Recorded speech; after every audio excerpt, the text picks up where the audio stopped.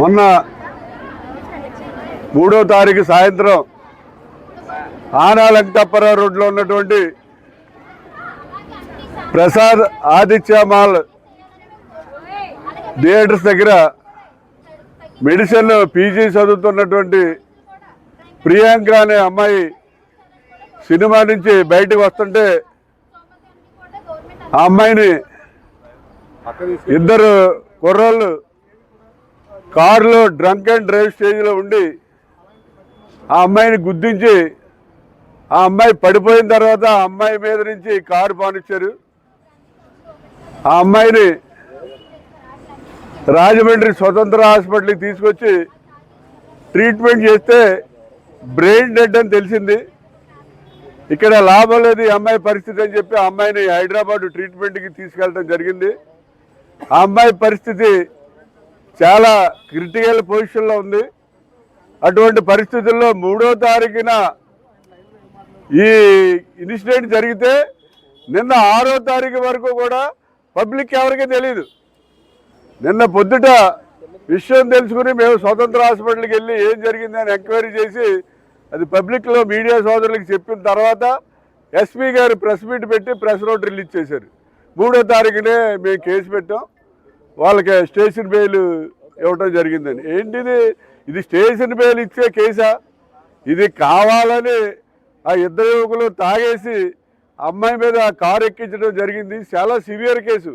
మరి దీన్ని ఏంటంటే కేసుని నాంచేసి ఏదో రకంగా దీన్ని మభ్య పెట్టాలి, దీన్ని ఏమి లేకుండా చేసేయాలనే ఉద్దేశంతో 6వ తారీఖు వరకు కూడా దీన్ని పబ్లిక్లో ఎవరికీ తెలియనివ్వలేదు. మరి ఈ విషయంలో మరి పోలీసు వారు మరి కొంతవరకు నిర్లక్ష్యం వహించారనే చెప్పాలి. ఎందుకంటే చంద్రబాబు నాయుడు గారు చెప్పేవాడు ప్రెస్ మీట్లో, అప్పుడు చెప్తాడు ఆడపిల్లల మీదకి ఎవరైనా వస్తే అలా తోలు తీసేస్తాడు అలా అని. మరి పవన్ కళ్యాణ్ గారు అయితే ఊగిపోయేవాడు. ఏంటి ఊగిపోయి చంపేస్తాను అంటే పొడి చేస్తాను అనేవాడు. ఏం పొడి చేశారు మీరు? మరి ఒక ఆడపిల్ల మెడిసిన్ సెకండ్ ఇయర్ చదువుతుంది, ఒక అమ్మాయి మెడిసిన్ చదువుతున్నారంటే తల్లిదండ్రులు ఎంతో కష్టాలు కోర్చి ఎంతో డబ్బు పాడు చేసుకుని పిల్లలు చదివిస్తారు. అటువంటి అమ్మాయికి వాళ్ళు బ్రెయిన్ డెడ్ అయిపోతే తల్లిదండ్రుల పరిస్థితి ఏంటి? దాన్ని ఏమి ఆలోచించకుండా మరి ఏమి అసలు గవర్నమెంట్ సైడ్ నుంచి రియాక్షన్ లేదు. నిన్నటి వరకు కూడా గవర్నమెంట్ సైడ్ నుంచి ఒక స్టేట్మెంట్ కానీ హోమ్ మినిస్టర్ స్టేట్మెంట్ కానీ ఏం లేదు. మామూలుగా అయితే ఆడెవడ గంజాయిని పట్టుకున్నాం, ఈడెవడ ఈయన పట్టుకున్నాం. మరి ఈ రాజమండ్రిలో చాలా దారుణమైన పరిస్థితులు ఏర్పడి. ఎందుకంటే మనం చూసాం రాజమండ్రిలో ఉన్నటువంటి ప్రతి బ్రాందీ షాప్కి అటాచ్డ్గా బార్లు ఉన్నాయి. మీరు ఎక్కడైనా చూసుకోండి. గవర్నమెంట్ కేవలం బ్రాందీ షాపులకి మాత్రమే పర్మిషన్ ఇచ్చారు. కానీ ప్రతి బ్రాందీ షాపు పక్కన 2000 గజాలు 3000 గజాలు స్థలం అద్దెకి తీసుకుని బార్లు రన్ చేస్తున్నారు. పేపర్ మిల్ అవనండి, బిజినెస్ పేటర్ అవనండి, క్వారీ అవనండి, ఎక్కడికి రండి చూపెడతాను నేను. ఓన్లీ బ్రాందీ షాప్కే ఉంది. ఈ బార్లకి లైసెన్స్ లేదు. బ్రాందీ షాప్కి అటాచ్డ్గా రన్ చేస్తారు. మీరు ఎన్ని బ్రాందీ షాపులకి కన్నా లైసెన్స్ ఇచ్చుకోండి. ఎందుకంటే బ్రాందీ షాప్కి వచ్చినాడు ఓ మందు బాటలు కొనుక్కుంటాడు, నిబ్బు కొనుక్కుంటాడు, జేబులో పెట్టుకునో ఇందులో పెట్టుకుని పోయి ఇంటికాడ తాగుతాడు, లేదా ఎక్కడో తాగుతాడు.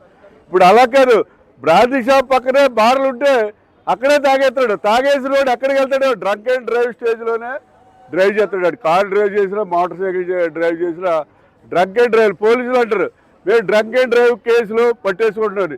డ్రంక్ అండ్ డ్రైవ్ కేసులో పట్టుకుంటే బెనిఫిట్ అయ్యేది ఎవరో ఈ రాజమండ్రి ప్రజలకు అందరికీ తెలుసు. డ్రంక్ అండ్ డ్రైవ్ కేసులో కనుక ఎవరైనా పట్టుకుంటే బెనిఫిట్ అయ్యేవారు ఎవరు అనేది విషయం మరి అందరికీ కూడా తెలుసు. అసలు డ్రంక్ అండ్ డ్రైవ్ కేసులోకి రావాల్సిన అవసరం ఉంది. మీరు బ్రాందీ షాపులు ఉంటే రన్ చేయండి. 100 బ్రాందీ షాపులకి లైసెన్స్ ఇచ్చారనుకోండి, వేళ 200 షాపులకి ఇవ్వండి, మీకు చాలా పోతే అటు కొనుక్కుంటాడు, పోతాడు, ఇంటికాడ తాగుతాడు. అంతేగాని తాగేసి రోడ్ల మీద తీసుకొచ్చే పరిస్థితి తీసుకొస్తారు. ఈవేళ ఎక్కడ చూసినా కూడా గంజాయి. రాజమండ్రిలో గోదావరి స్టేషన్కి రాత్రి 11:30 12ంటికి రండి, గంజాయి బ్యాచ్ ఉంటారు. ఏమండి ఏం చేయమంటారు అండి అన్ని చోట్ల. ఇప్పుడు క్వారీ మీద ఇప్పుడు మెయిన్ ఎక్కడంటే సింహాచల్ నగర్ అంతా కూడా వ్యభిచారం, గంజాయి ఈ ర్యాకెట్లు రన్ అవుతున్నాయి. అలాగే శాటిలైట్ సిటీ అక్కడ కూడా అయ్యే రన్ అవుతున్నాయి. ఈ అబ్జార్ ర్యాకెట్లు కానీ గంజాయి ర్యాకెట్లు కానీ ఇవన్నీ కూడా రన్ అవుతున్నాయి. వీటిలన్నింటినీ కూడా కంట్రోల్ చేయాలి. మనం ఈ రకంగా ఇన్ని జరుగుతున్నాయని తెలిసిన తర్వాత రాజమండ్రి పుష్కరాలకే స్నానం చేయడానికి ఎవడైనా వస్తాడా? అంతా పోసేసి మీకు చాలా జూలై 23వ తారీఖు నుంచి పుష్కరాలు ఎవడు రాడు.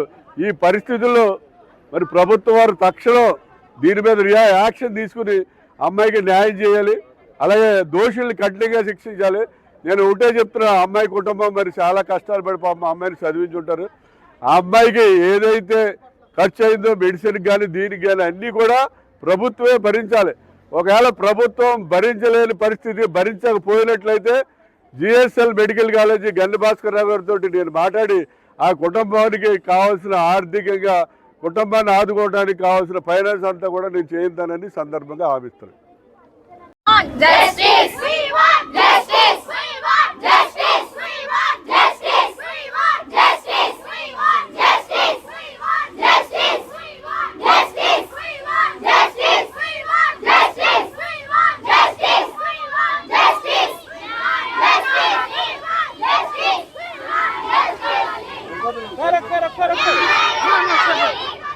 Corre.